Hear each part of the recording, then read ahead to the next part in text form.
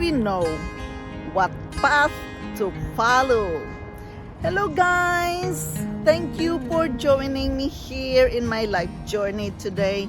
And today's share is about knowing what path to follow when we are confused.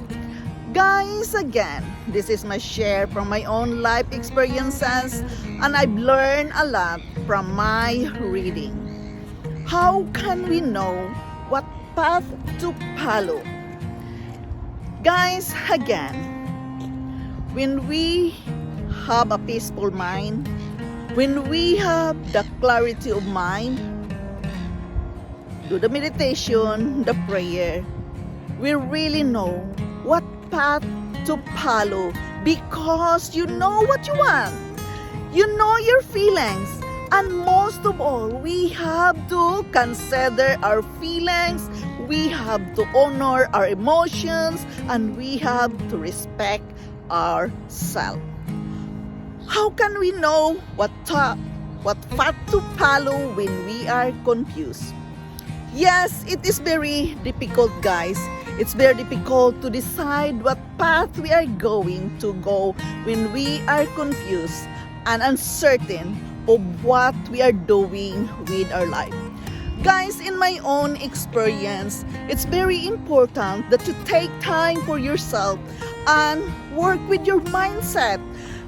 Have a peaceful mind. For me, it really helps me when I can take a walk. Taking a walk here by the water or in the woods, it's really helped me to enlighten my mind what path I'm going to follow. I am so confused, I don't know what to do, I am frustrated, and it really helps me, guys, to enlighten my mind when I can be here by the water, just thinking nothing, just focusing on yourself, have time with yourself, and use the time to be alone. When we are confused, it is very difficult what path I am going to follow. Most of the time, we have to follow our feelings. But guys, consider also, guys, your thoughts. Use your brain first before the heart. Because we are secure what we are going to do, what path we are going to go when we can use our head first before our heart. Of course, the feelings, the emotions, we must be considerate about that. We have to respect that. But guys, think wisely. Think twice what path you are going to follow when you are confused. You have to do the prayer and meditation if you want to be sure with your feelings what path you are going to follow.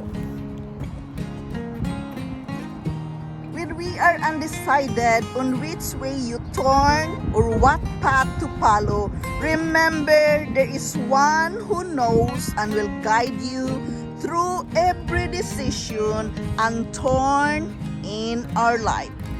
All we have to do is ask, believe, and receive.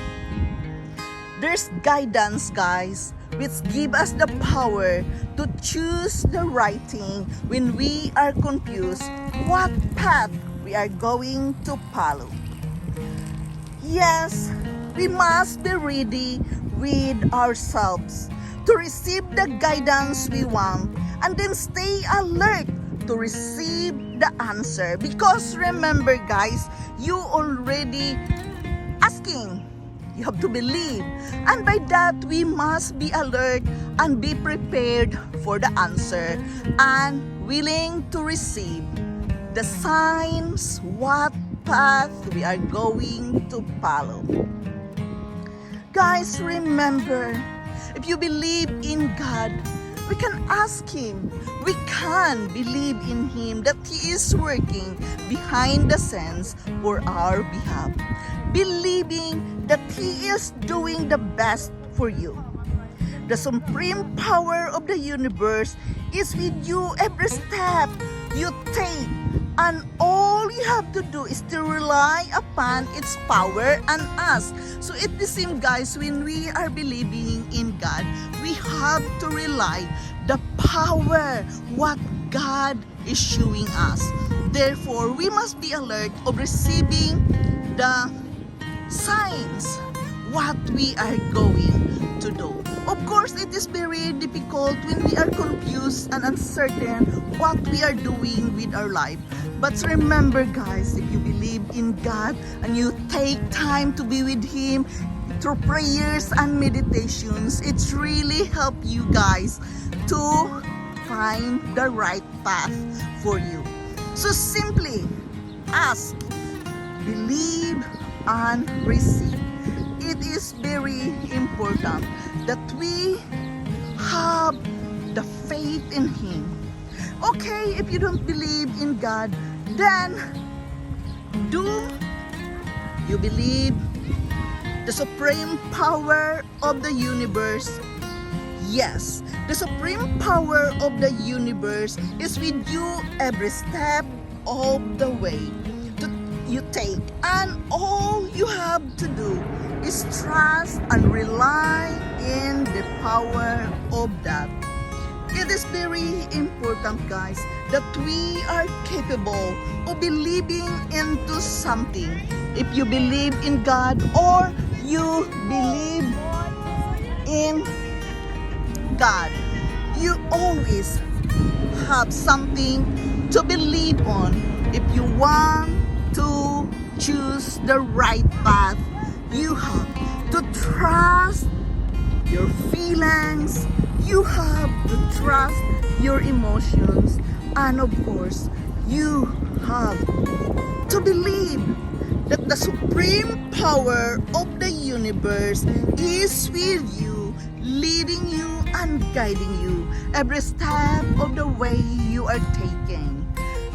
Guys, we must have something to be believing on. So, if you don't have that, find your way to believe into something, to God, to universe, or yourself. But really, guys, the highest power, the supreme power of the universe is always with us, all the way. How can we know what path to follow, guys? Really, for me, I always ask the sign when it seems so very difficult, the sign from God, and I always ask that sign through my feelings, what I am feeling now, what I have to do, and I always ask Him to show me the way. That feelings which is lighter, you can acknowledge that this is the way I'm going to follow, because you can feel that in your feelings, in your guts. Therefore, it is very important that we can trust our instincts. Guys, for me, really, it is a part of our life journey that we can be confused. Every now and then, we are confused. We are, something's difficult in our life. And it's natural, because our life is not on the tip-top all the time. We have to know that, and we have to, respect your feelings, really, guys. And it is very important that we can think twice, think million of times before you are going to decide something, what path you are following. It is very important that we know how to handle our feelings, respect our feelings, respect others' feelings as well if there is somebody involved in the process. So, respecting our emotions and feelings, it is really very important so we can have the right decision to choose the right path we are going. So guys, again, I am sharing this with you because I've been working with myself many times, guys. I am confused. It's very difficult to decide into something, especially when you are alone. And guys, really, if you have the confidence of yourself, believing in yourself, it really helps you to decide which path you are taking.